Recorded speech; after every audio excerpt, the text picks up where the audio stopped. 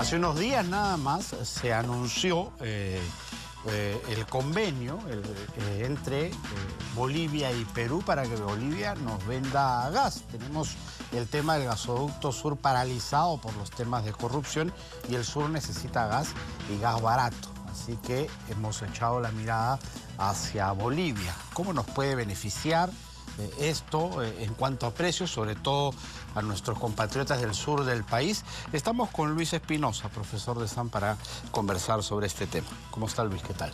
Mucho gusto, ¿qué tal? Buenas tardes. ¿Puede ser beneficioso? Tengo entendido que la primera etapa de este contrato, de este convenio marco entre Perú y Bolivia va a tratar de importación de GLP, ¿verdad? De gas licuado de petróleo, en su primera etapa, pero tiene varias. Así es, o sea, yo creo que hay que distinguir siempre entre el gas natural y el GLP. El GLP es lo que compramos comúnmente en balones y el gas natural siempre requiere redes, ¿no?, para poder ser usado. Entonces, puede llegar hasta las casas incluso. Llega a las casas con las redes, ¿no? Entonces el GLP es lo que más rápido se puede llevar porque solamente se requiere transportar balones, ¿no? O sea, envasar y transportar balones.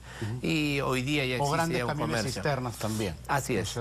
Los camiones cisternas que se llevan a una planta envasadora cerca, claro, digamos, la localidad y ahí se procesa. Esto va a significar necesariamente una rebaja en el precio del balón, porque ya hay optimistas que hablan, como en algún momento Humala lo hiciera en campaña presidencial, que el balón de gas podría llegar a 12 soles. Sí, yo creo que estamos fantaseando. No, hay que ser realistas en esto, ¿no? Para no crear falsas expectativas. Así es. Hoy día, de acuerdo con la página web de Ocinermin, en el Facilito, el balón de gas, digamos, en la ciudad de Puno está aproximadamente 38 soles, ¿no? Puede estar 35, 38 soles. Haciendo el apunte que llega mucho balón de gas de contrabando. Eso, ¿no? Sí, ciertamente, obviamente el contrabando no es un tema que se puede estar, digamos, alentando, ¿no? O sea, lo que buscaría más que toda esta medida de Bolivia es poder llegar con un GLP que lo pueden comercializar y con eso corta el tema del contrabando. Yo creo que esa es la medida que está por detrás, ¿no? ¿A qué precio podría...? Ahí tendría que haber un precio más o menos parejo entre lo que está ofreciendo el ilegal contrabandista versus el legal que lo importa, ¿no? Claro. Porque si no, siempre la mirada va a estar puesta en el... Si hay una diferencia muy grande en el contrabandista. En el contrabandista, así es. O sea, yo creo que el balón podría bajar de precio. O sea, ciertamente va a depender mucho de los costos que maneja YPF, que es la empresa boliviana, y podría estar llegando de repente a 30 soles o cercano a 30 soles, ¿no? Por debajo de los 30 soles. Entonces eso es una mejora. ¿Y cuánto está el balón de contrabando, sabemos? Se hablaba que estaba como a la mitad de precio. O sea, 15. O sea, podríamos estar hablando entre los 20 y 30 soles. Más o menos en ese rango se mueve. Todo depende siempre de los márgenes que agrega la cadena, ¿no? Entonces, aquí también hay que entender algo, ¿no? Que el contrabandista nunca te da el certificado de peso. O sea, no te dice que realmente hay 10 kilos, ¿no? Uno si compra comete el balón, un ilícito que es el contrabando, puede cometer otro que es el bambear el producto, claro, quitarle peso, etc. Así es, uno compra 8 kilos y uno no tiene ninguna garantía porque eso no es supervisado por ninguna institución, ¿no? Eso es lo importante. Ya. Ese tema habría que ver cómo se va a materializar, porque hoy día la mayoría del GLP que se comercializa en el Perú viene del mismo camisea, ¿no? Es GLP que es procesado en pisco, que es envasado en muchas plantas a nivel nacional, y el transporte es lo que encarece el GLP a nivel nacional, ¿no? O sea, la cadena de distribución es lo caro, o sea, porque en sí el producto en el mismo pisco está como del orden de los 15 soles, pero el agregarle todos los temas de envasado, transporte, es lo que hace llegar el producto a las casas casi entre 35 soles y 40 soles. Más o menos es el precio de comercialización del GLP, ¿no? El gas natural definitivamente es más barato que esto, ¿ya? Y yo creo que Humala, cuando dio digamos, en su oferta, él confundía gas natural con GLP. Claro, en algún momento ya cuando era presidente lo trató de explicar así, que la promesa era el equivalente de un balón de gas GLP transformado en la misma cantidad de gas natural, ¿no? Así es. O sea, si hablamos así, es casi más o menos hoy día... Ahí sí podríamos decir que ¿El equivalente a un balón de GLP en gas natural estaría a 12 soles? O sea, para la fecha podría ser. Para la fecha yo lo había calculado que sí podría ser, pero hoy actualmente es como que si fuera 15 soles, digamos, su equivalente, ¿no? Igual es menos del 50%. Es menos. O sea, realmente el gas natural es una solución para nosotros a largo plazo, ¿no? Ya, ahora, ¿qué tan lejos estamos de masificar esto, ¿no? Porque eso es lo que se nos vendió. Y no sucedió ni siquiera en la capital, ¿no? Ni siquiera en la capital. Sí, o sea, es que el problema siempre va a ser construir redes. Si los gobiernos no entienden que el hacer una red es lo complicado, ¿ya? Entonces no van a entender que masificar para las empresas le cuesta demasiado en tiempo y en dinero y en armar todo un aparato logístico. Hoy día, felizmente, el Perú, con Cálida, digamos en Lima, ha llegado a tasas casi de 100.000 casas por año, ¿ya? Cuando antes hemos demorado, no hacíamos ni 3.000 casas al año. Entonces eso era un absurdo, o sea, es demasiado poco. Colombia ha llegado en sus mejores épocas a 200.000 casas por año. Entonces realmente pero acá sí se puede son llegar. Las nuevas, ¿no? O sea, no se está, las cosas que se están construyendo se les agrega el plus del gas natural. Claro. Esa, por ejemplo, eran políticas que hace años se analizaba y se decía, toda nueva construcción en zonas sobre todo que tiene gas, claro, por donde está la red, debería venir con la construcción interna, con la instalación interna de gas, ¿no? Estos edificios, todas estas torres, ¿no? Sí. Pero había siempre un problema con el área de vivienda que no quería exigirlo dentro del código de construcciones. Entonces, todo ese problema ha habido. Siempre ha habido unos recelos entre instituciones, ¿no? Felizmente que eso ya está establecido y eso ha ayudado a avanzar. Pero lo cierto es que Cálida, cuando instala en las zonas periféricas de Lima, digamos, en las zonas más densas, Cálida llega e instala en casas existentes, ¿no? O sea, llega con redes, porque ahí sí se usa el tema de la densidad. O sea, cuando tenemos muchas más casas, digamos, en un área, es mucho más barato hacerlo, ¿no? Tanto para el que desarrolla la red como para el que hace la instalación interna, ¿no? Entonces, por eso usted va a ver que hemos crecido fuertemente en zonas del Cono Norte, en Independencia, San Martín de Porres, en San Juan del Lurigancho. Todas esas zonas se han barrido, ¿no? Hoy día está haciendo otras áreas, Cálida, por ejemplo, está llegando a La Victoria, aquí cerca. Zonas menos densas, más complicadas, esas se dejan al final, ¿no? Pero aún hay mucho que hacer en Lima, hay mucho que hacer, ¿no? O sea, y si hablamos del sur del país, peor todavía, y porque habían promesas de hacerlo, entonces claro, hay una expectativa creada al respecto. Así es. Yo creo que todos debemos de ponernos siempre las cosas muy claras. El gas se inició en el 2004 en Lima, han pasado 15 años, ¿ya? Y las zonas por donde pasa el gasoducto, de donde nace el gas, llámese Cusco, Ayacucho, Arequipa, o sea, todas esas zonas, Huancavelica, no tenemos gas. Y esa es una falla del Estado, porque esa es una política del Estado de querer hacerlo rápido. Si queremos esperar a que se hagan los grandes ductos, que básicamente están diseñados para las grandes industrias, ¿no? Porque esos son volúmenes grandes, llámese generación eléctrica, petroquímica, para las casas podemos ir adelantando. Entonces ahí es donde ha intervenido el programa de masificación del gobierno, el de hacer transporte por camión o llamado transporte virtual, ¿ya? Entonces llevar el gas por camión se hace realmente en 2 años, se hace ese proyecto. Muy rápido empieza, pero tiene que venir acompañado del gran ducto, porque el gran ducto es el único que baja los costos. Claro. ¿Ya?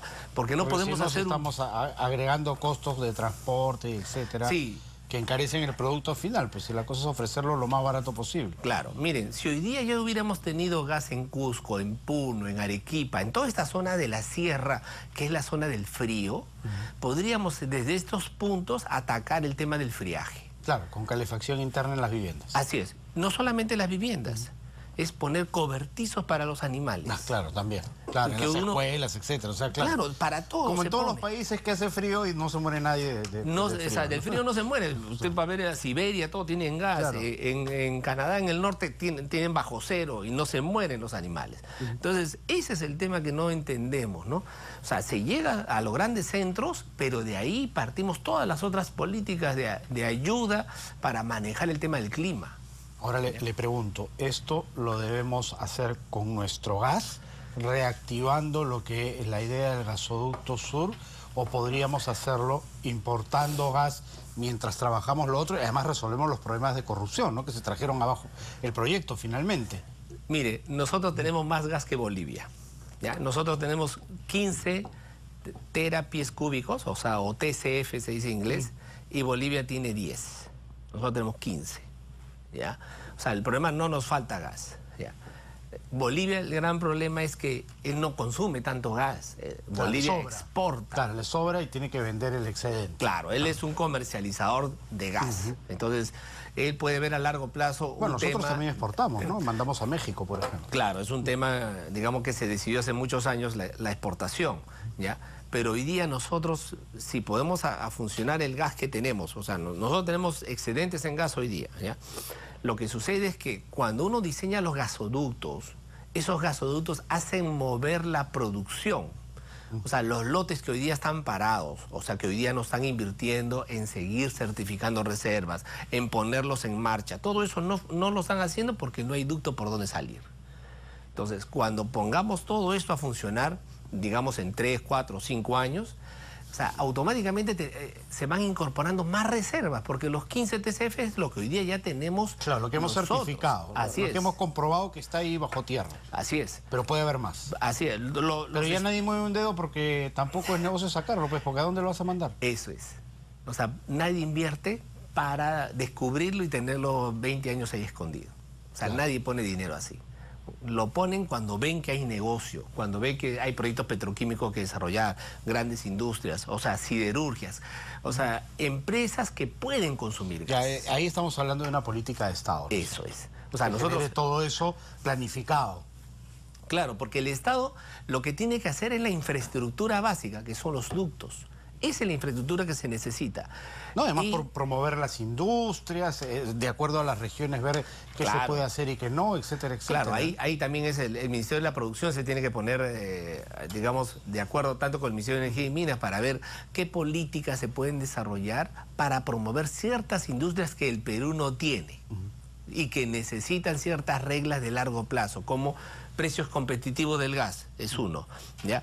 Política de impuestos o de tributación, ese es otro. O sea, con esas dos cosas ellos resuelven el negocio a largo plazo, porque muchas veces estas industrias enfrentan precios internacionales. Entonces ellos están en esa fluctuación del precio internacional y nosotros no podemos darle mucha rigidez también al precio de nuestro gas, ¿no? Entonces, esas son las políticas que hay que ir cerrando, porque lo que tenemos es mucho que hacer aquí. ¿Ya? Y nos hemos olvidado, como le digo, ¿no? Han pasado 15 años y todavía seguimos en Lima y algunas regiones también llevando el gas virtual. Si nos remontamos al 2004, ¿cuántos años antes ya se sabía que teníamos gas y cuánto se tardó en sacarlo del subsuelo, ¿no? O sea, Camisea se descubre en el 84. Tardamos 20 años en ponerlo en valor.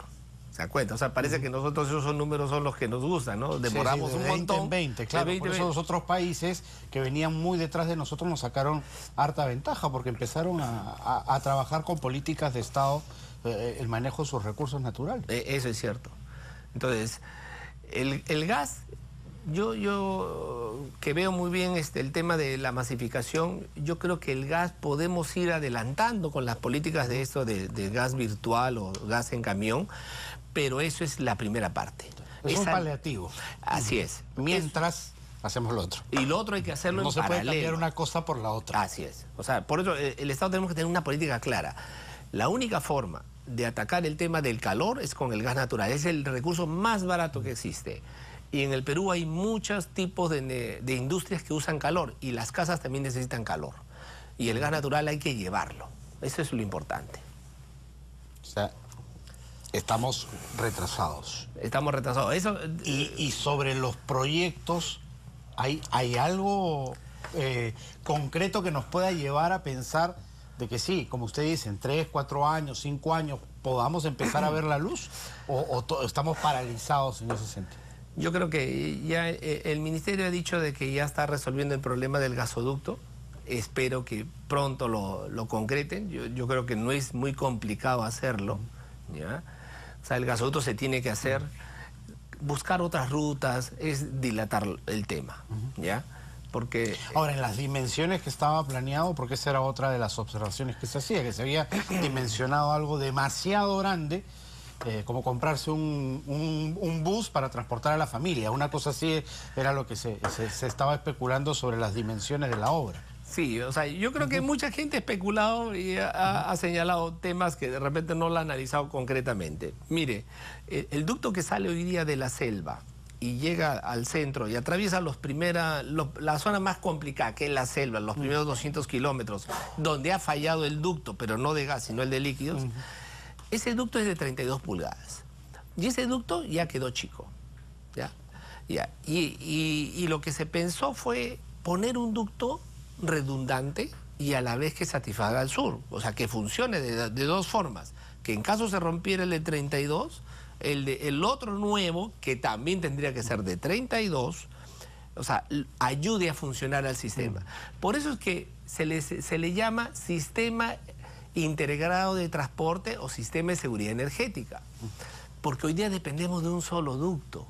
Mucha gente no se ha puesto a pensar... Claro, el ducto falla y paralizamos todo. Y paralizó todo el país.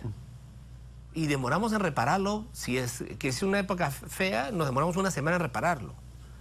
O sea, la gente no se pone a pensar, es una semana sin electricidad. O sea, toda la electricidad del país depende de esto. Y todas las industrias que buscan calor, imagínense que tuviéramos el transporte público con gas natural y se detiene el ducto. O sea, no vamos a tener transporte público. O sea, no podemos hacer eso. Tenemos que tener redundancias. ¿Ya?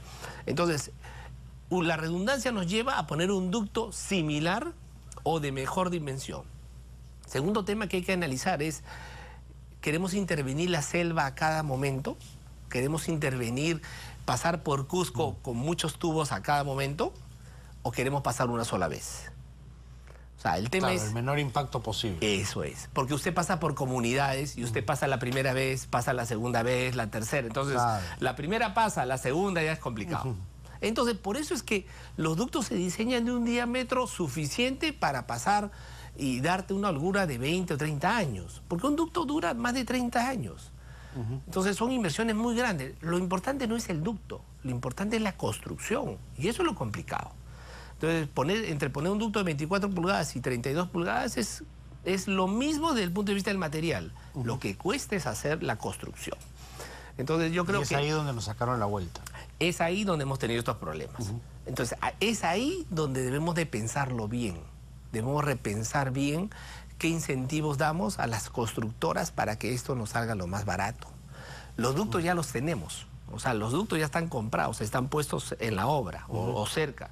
Sí, están al costado de la zanja, digamos. Ahí, digamos, o sea, se pone ahí y hay partes que están en stock y que lo estamos custodiando, o sea, que Sinermin lo está custodiando. No hay que custodiarlo mucho tiempo, porque supongo que eso tendrá también, sin uso, una vida útil limitada. Felizmente que están muy bien almacenados porque esperemos que sí, porque si no nos van a venir con el cuento que hay que comprarlos de nuevo. Claro, mucha gente dirá eso, pero es como yo le diría, es una inversión inmovilizada. Claro, hemos gastado hay como 800 millones o más en ductos, entonces no podemos tener eso inmovilizado varios años. Cada año que pasa es un año perdido, ¿no? Para terminar, ¿cómo estamos en niveles de precios respecto a la región en cuanto a GLP y gas natural? Mire, en Lima el gas natural cuesta la mitad del GLP. O sea, en unidades de energía, ¿no? Muchas personas se van a dar cuenta en su recibo, ¿no? El problema es que en las provincias, en todo esto donde llegamos con gas virtual, el ahorro no es del 50% como en Lima, sino de un 30%.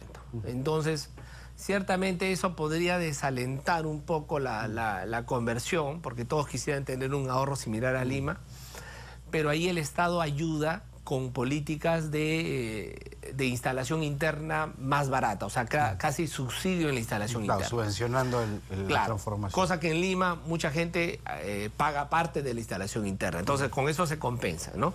Pero al final debemos darnos cuenta de que la instalación interna es como una inversión propia de la casa. Se queda en la casa y dura como 30 años, ¿ya? O sea, o más, porque es plástico. Ya no tiene mucho problema de desgaste.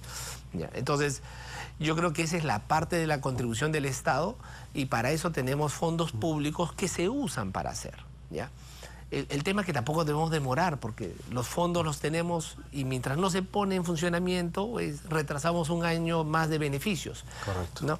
Y la molécula de gas, por ejemplo, extraemos mucho más gas de lo que usamos y lo que nos sobra lo reinyectamos.